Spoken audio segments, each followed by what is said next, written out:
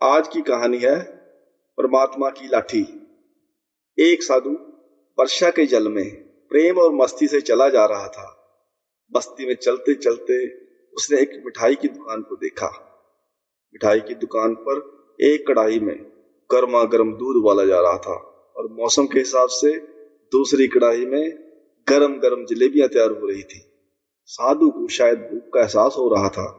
यह मौसम का असर था कि कुछ क्षणों के लिए वह वहां रुक गया।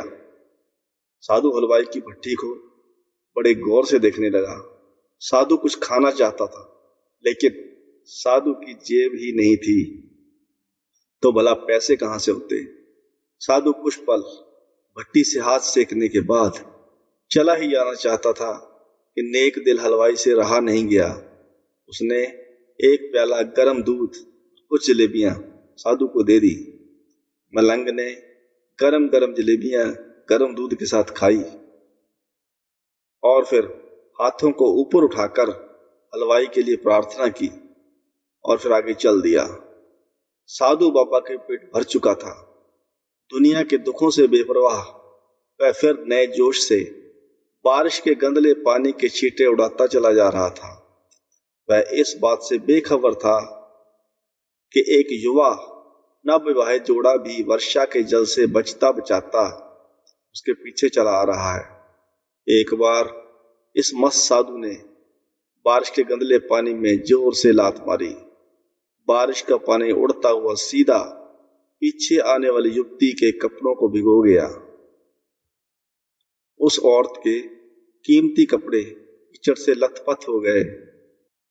उसके युवा पति से यह बात बर्दाश्त नहीं हुई, इसलिए वह आस्तीन चढ़ाकर आगे बढ़ा और साधु के कपड़ों को पकड़कर खींचकर कहने लगा, अंधा है, तुमको नजर नहीं आता? तेरी हरकत की वजह से मेरी पत्नी के कपड़े गीले हो गए हैं और कीचड़ से भर गए हैं। साधु हक्का बक्का सा खड़ा था, जबकि इस युवा को साधु का चुप रहना नाखुशगवार गुजर रहा था।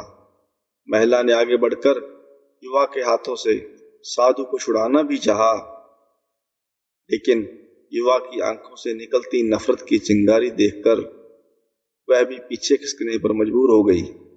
राह चलते राहगीर भी उदासीनता से यह सब दृश्य देख रहे थे, लेकिन युवा के गुस्से को देखकर किसी में इतनी हिम्मत नहीं हुई कि उसे रोक पाते।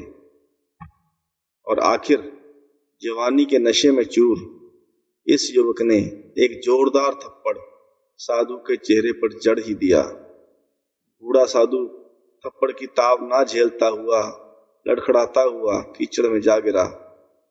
युवक ने जब साधु को नीचे गिरते देखा तो मुस्कुराते हुए वहां से चल दिया।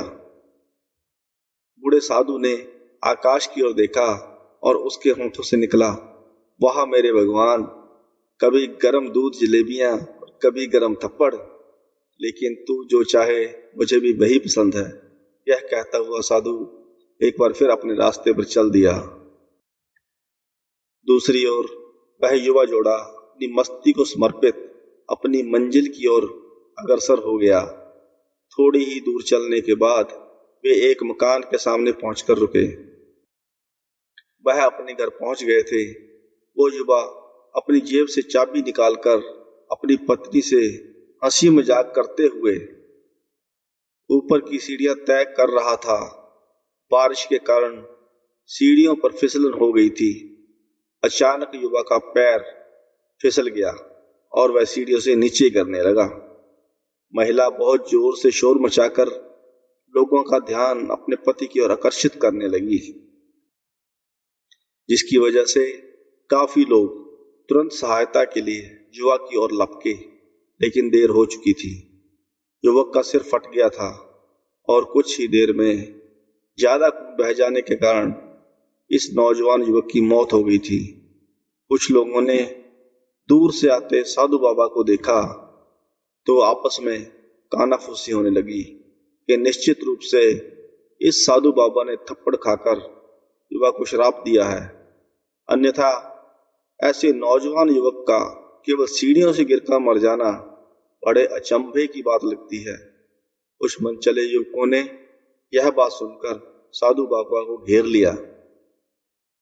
एक युवा कहने लगा कि आप कैसे भगवान के भक्त हैं जो केवल एक थप्पड़ के कारण युवा को श्राप दे बैठे। भगवान के भक्त में रोष गुस्सा हरगिज नहीं होता। आप तो जरा सी असुविधा पर भी धैर्य न रख सके। साधु बाबा कहने लगा, भगवान की कसम, मैंने इस युवा को श्राप नहीं दिया। अगर आपने श्राप नहीं दिया तो ऐसा नौजवान युवा सीढ़ियों से गिरकर कैसे मर गया। तब साधु ने दर्शकों से एक अनोखा सवाल किया, आप में से कोई इस सब घटना का चश्मदीद गवाह मौजूद है? एक युवक आगे बढ़कर बोला, हाँ, मैं इस सब घटना का चश्मदीद गवाह हूं। साधु ने अगला सवाल किया, मेरे कदमों से जो कीचड़ उछला था, क्या उसने युवा के कपड़ों को दागी किया था? युवा बोला, नहीं, लेकिन महिला के कपड़े जरूर खराब हुए थे। मलंग ने युवक की बाहों को थामते हुए फिर पूछा, फिर युवक ने मुझे क्यों मारा? युवा कहने लगा, क्योंकि वह युवा इस महिला का प्रेमी था और यह बर्दाश्त नहीं कर सका कि कोई उसकी प्रेमिका के कपड़ों को गंदा करे, इसलिए उस युवक ने आपको मारा। युवा की बात सुनकर साधु बाबा ने एक जोरदार ठहाका बुलंद किया और यह कहता हुआ वहां से विदा हो गया, तो भगवान की कसम, मैंने श्राप कभी किसी को नहीं दिया, लेकिन कोई है जो मुझसे प्रेम रखता है। अगर उसका यार सहन नहीं कर सका तो मेरे यार को कैसे बर्दाश्त होगा कि कोई मुझे मारे। और वो मेरा यार इतना शक्तिशाली है कि दुनिया का बड़े से बड़ा राजा भी उसकी लाठी से डरता है। सच है, उस परमात्मा की लाठी दिखती नहीं है और आवाज भी नहीं करती, लेकिन पड़ती है, बहुत दर्द देती है। हमारे कर्म ही हमें उस लाठी से बचाते हैं, बस कर्म अच्छे होने चाहिए। साधु ने जोर से ठहाका लगाया और बोले, मेरा भी कोई है जो मुझसे प्रेम करता है, उससे भी मेरी बेइज्जती बर्दाश्त नहीं हुई। मेरा प्रेमी है मेरा परमात्मा, जो अपने हर भक्त से बहुत प्रेम करता है। उसकी लाठी ना तो दिखती है और ना ही आवाज करती है, लेकिन पड़ती बहुत जोर से है। आपका बहुत बहुत धन्यवाद। Please like, share and subscribe the channel. Thank you.